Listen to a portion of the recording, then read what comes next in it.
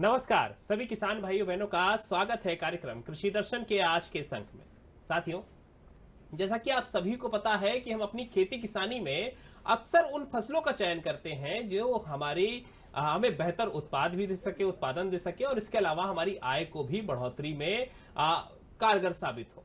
उसी में से एक प्रमुख है मशरूम का उत्पादन, जो कि बड़े पैमाने पर किया भी जा रहा है। कुछ किसान भाई अभी भी मशरूम का उत्पादन नहीं कर रहे हैं, लेकिन अगर मशरूम को देखा जाए तो कहीं ना कहीं इससे आय भी दोगुनी हो रही है और मशरूम का उत्पादन करके हम खुद के साथ साथ अपने साथियों को रोजगार भी दे सकते हैं। तो आज हम इसी विषय पर चर्चा करेंगे कि आखिर मशरूम जरूरी क्यों है और मशरूम के उत्पादन से रोजगार को कैसे बढ़ावा दिया जा सकता है।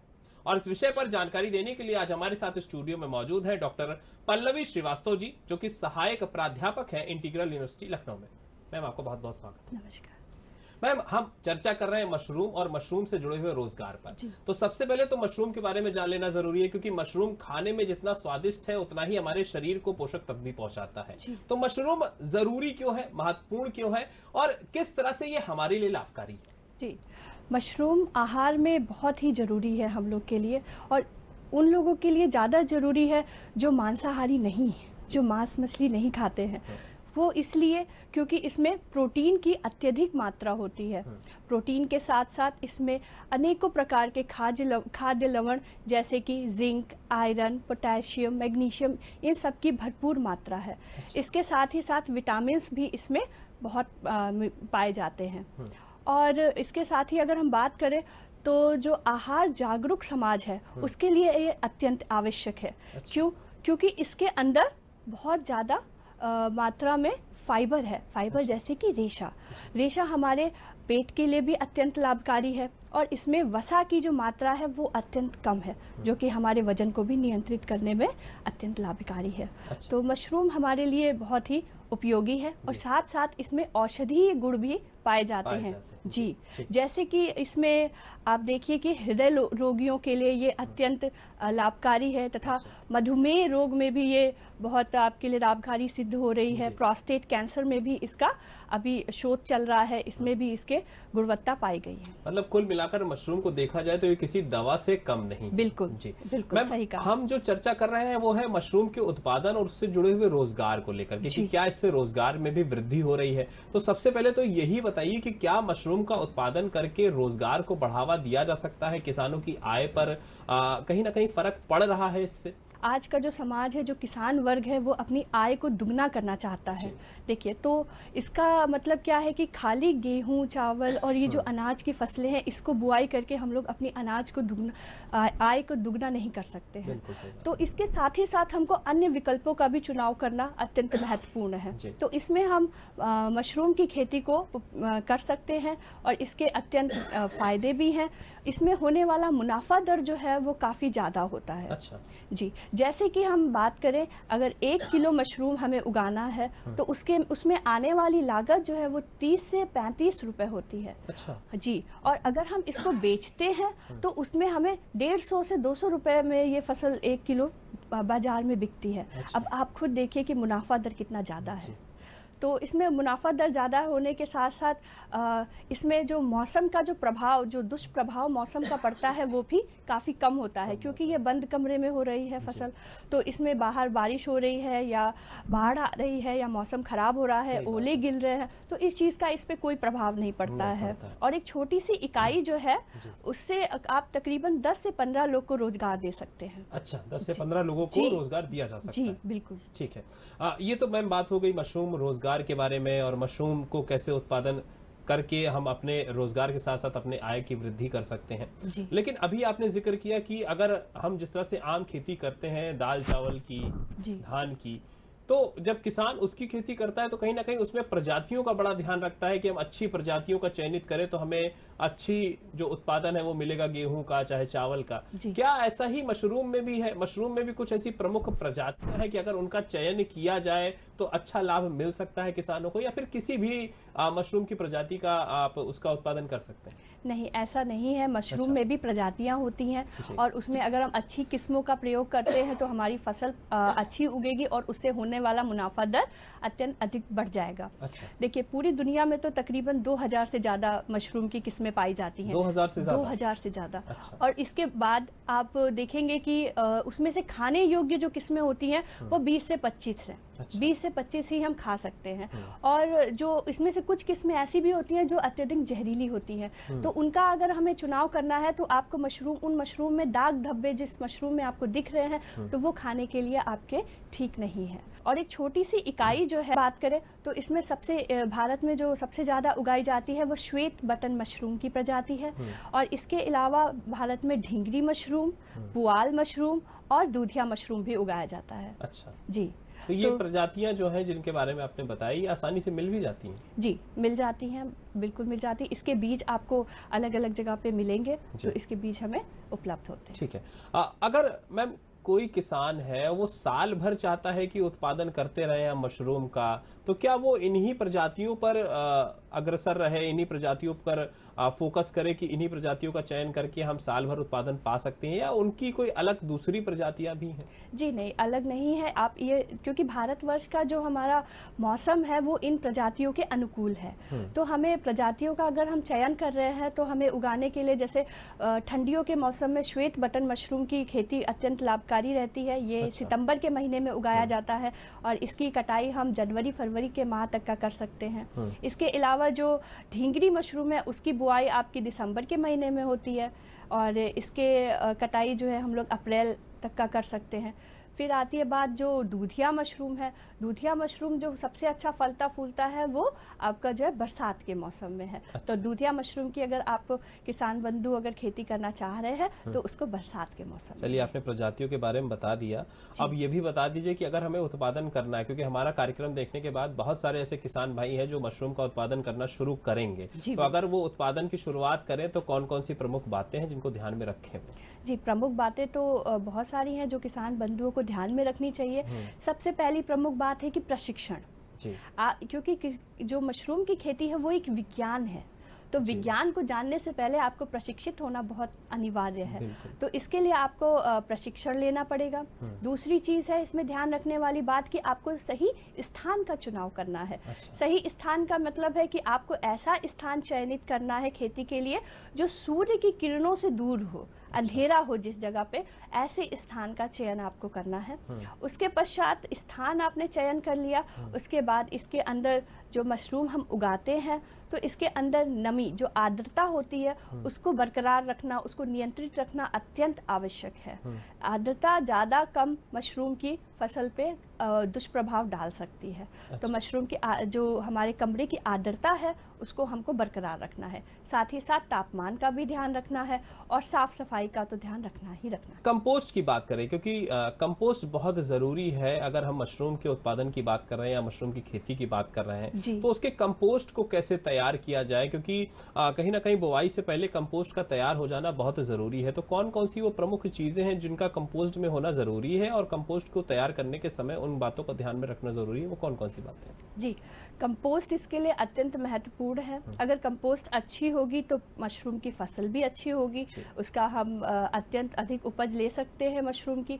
तो कंपोस्ट बनाने के लिए किसान बंधुओं को सबसे पहले जो भूसा होता है, पुआल होता है, उसको लेना है और उसको छोटे छोटे भागों में काट देना है। और इसके उपरांत उसमें हम जो है 10 किलो जो पुआल होगा, भूसा होगा, उसमें 1000 पानी, इसके अनुपात में आपको इसको भिगोना है। अच्छा। ठीक, 10 किलो पुआल पे 1000 पानी जब आप इसको भिगोएंगे तो इसको 16 से 18 घंटे तक का आपको इसको भिगो के रखना है पुआल को।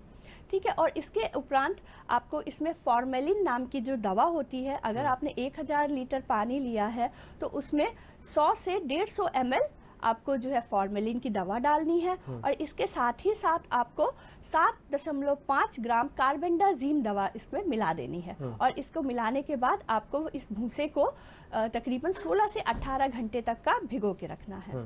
और इसके उपरांत जब आप सुबह उसको देखेंगे तो उसको एक चारपाई नुमा जो जाली है, चारपाई नुमा जो होती है जालियां, उसमें बिछा करके इसकी जो इसमें जो ज़्यादा आर्द्रता है, जो ज़्यादा पानी है, उसको निकाल लेना है और फिर फिर ये हमारी जो कंपोस्ट है ये एकदम तैयार है मशरूम को उगाने के लिए। अच्छा, ये भी है कि अगर हमें अच्छा उत्पादन प्राप्त करना है तो हमारे पास बीज भी अच्छे होने चाहिए, क्या ऐसा भी कुछ होता है? और अगर ऐसा है तो अच्छे बीज कहाँ से पाएगा किसान? जी बिल्कुल, ऐसा बिल्कुल होता है। अगर हमें अच्छी उपज लेनी है तो अच्छे बीज तो होना अत्यंत आवश्यक है। तो जो बीज होता है मशरूम का उसको हम स्पॉन कहते हैं। और स्पॉन बनता कैसे है? स्पॉन जो गेहूं और जो बाजरा, गेहूं बाजरा के जो बीज होते हैं उसको हम मशरूम की फफूंद के साथ उबाल कर छान लेते हैं। और इसको फिर सुखा लेते हैं। तो जो मशरूम के जो बाजरा और ज्वार के जो बीज रह जाते हैं उसके ऊपर इस मशरूम की फफूंद की एक परत जम जाती है। और वही सुखा करके हम इसको बीज के तौर पे उपयोग में लाते हैं। तो इसके बीज जो है भारत में जगह जगह पे उपलब्ध है। जैसे कि कृषि बंधु अपने नज़दीकी कृषि विज्ञान केंद्र से संपर्क कर सकते हैं, कृषि महाविद्यालयों से संपर्क कर सकते हैं। इसके उपरांत आपको इसके बीज जो है आजकल तो हम तकनीकी हमारे हाथों में आ गई है, मोबाइल फोन्स आ गए हैं हाथों में, तो किसान बंधु इसको ऑनलाइन भी बुकिंग करा सकते हैं। अच्छा, ऑनलाइन भी मिल जाता है? जी, ऑनलाइन भी मिल जाते हैं। और इसकी कीमत जो होती है तकरीबन 1 किलो मशरूम के बीज की कीमत तकरीबन 300 रुपए होती है। अच्छा जी। अभी आपने बताया कि मशरूम एक विज्ञान है जिसको सीखना बहुत जरूरी है, तो इसकी बुआई भी जो है वो कहीं ना कहीं विज्ञान से ही जुड़ी होगी, तो उसके बारे में भी बता दीजिए कि वो विज्ञान का तरीका क्या है कि बुआई उस तरीके से करे तो अच्छी पैदावार मिलेगी। इसकी बुआई करने के लिए सबसे पहले तो क्या करना पड़ता है कि हमको एक बैग लेना है और बैग के अंदर जो हमने कंपोस्ट अभी तैयार करी है उसकी एक मोटी परत पॉलीथीन बैग के अंदर हम जो है कंपोस्ट की एक परत बिछा देंगे। और उसके बाद मुट्ठी में जो है इन बीजों को लेके चारों तरफ गोलाई से उसके चारों तरफ फैला देंगे। और इसके उपरांत इसके ऊपर फिर से एक कंपोस्ट की जो है एक परत चढ़ेगी और उसके ऊपर फिर से हम बीज फैलाएंगे और एक कंपोस्ट की परत फिर से चढ़ा के अपने बैग को धागे या पॉलीथीन से बंद कर देंगे। अच्छा। और दूसरा तरीका ये है कि अगर हम कंपोस्ट ले रहे हैं तो कंपोस्ट में ही हम जो है अपने बीज को पूरे कंपोस्ट में साथ ही में मिला दें और उसके बाद जो है उसको हम पॉलीथीन में भरे जी। और इसमें क्या है कि आप जैसे 10 किलो अगर कंपोस्ट ले रहे हैं तो उसमें 100 ग्राम बीज लगते हैं। आप थोड़ी सी बात कर लेते हैं बाजार की भी, क्योंकि बहुत ज़रूरी है। हमारा मशरूम जो हमारा है वो तैयार हो चुका है, उसकी तोड़ाई कैसे करी जाए? क्या तोड़ाई का भी कोई अलग एक विधि होती है, कोई प्रक्रिया होती है कि ऐसा ना हो कि हम गलत तरीके से तोड़ दे तो मार्केट में वो हमारा बिके ही ना, बाजार वाले उसे ना लें? तो क्या तोड़ाई का भी कोई दूसरा तरीका होता है? और उसके अलावा उसको तोड़ने के बाद उसका भंडारण, उसकी पैकिंग कैसे करनी है और फिर उसको बाजार कैसे पहुंचाना है? जी, तुड़ाई का तो बहुत ही महत्वपूर्ण तरीका है। देखिए, अगर हम केसिंग, एक इसमें प्रक्रिया होती है, इसमें हम केसिंग में मिट्टी ऊपर की तरफ बिछा देते हैं और उसमें से फिर आपकी गंठियां उगती हैं।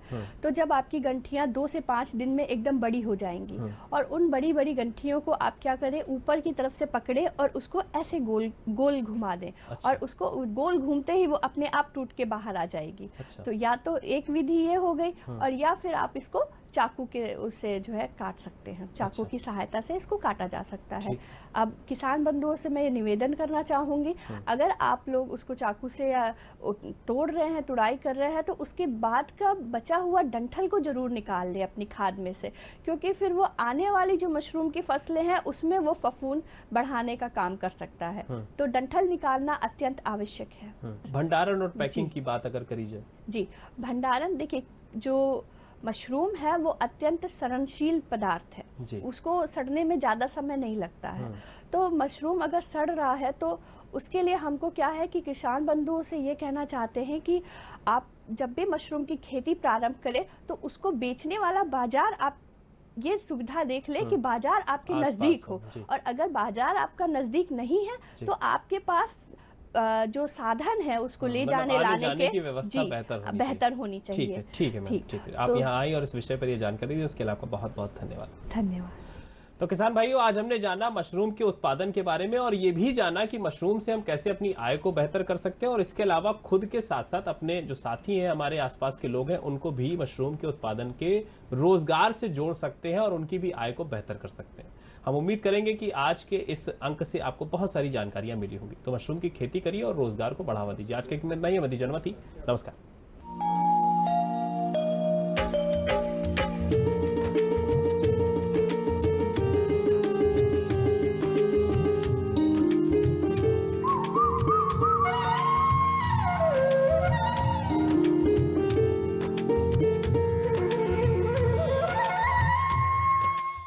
कृषि समाचारों के बाद प्रस्तुत है मौसम समाचार। भारतीय मौसम विज्ञान विभाग के से प्राप्त जानकारी के अनुसार 1 से 4 अप्रैल 2023 के मध्य पश्चिमी और पूर्वी उत्तर प्रदेश में खिली धूप और यदा-कदा बदली छाए रहने की संभावना है। लखनऊ और आसपास के क्षेत्रों में खिली हुई धूप निकलेगी, लेकिन 1 अप्रैल को बदली के साथ साथ हल्की फुल्की वर्षा की संभावना है। लखनऊ और आसपास के क्षेत्र में अधिकतम तापमान 26 से 33 डिग्री सेल्सियस तथा न्यूनतम तापमान 17 से 22 और अधिकतम तापमान 32 से 37 डिग्री सेल्सियस रहने 13 से 24 किलोमीटर प्रति घंटे की रफ्तार से हवा चलने की संभावना है। तो किसान बहनों भाइयों, ये थे आज के मौसम समाचार की महत्वपूर्ण जानकारी। फिर भेंट होगी कार्यक्रम के ताजा अंक के साथ। तब तक के लिए दीजिए अनुमति। नमस्कार।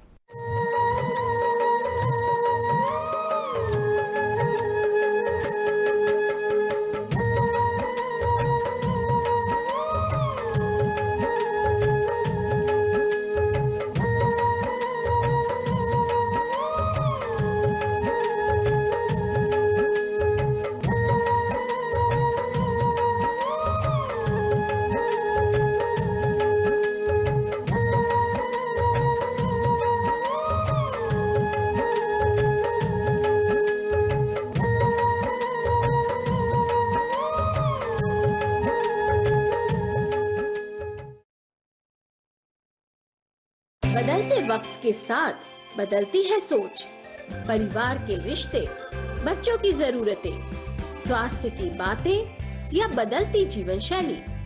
बात हो घर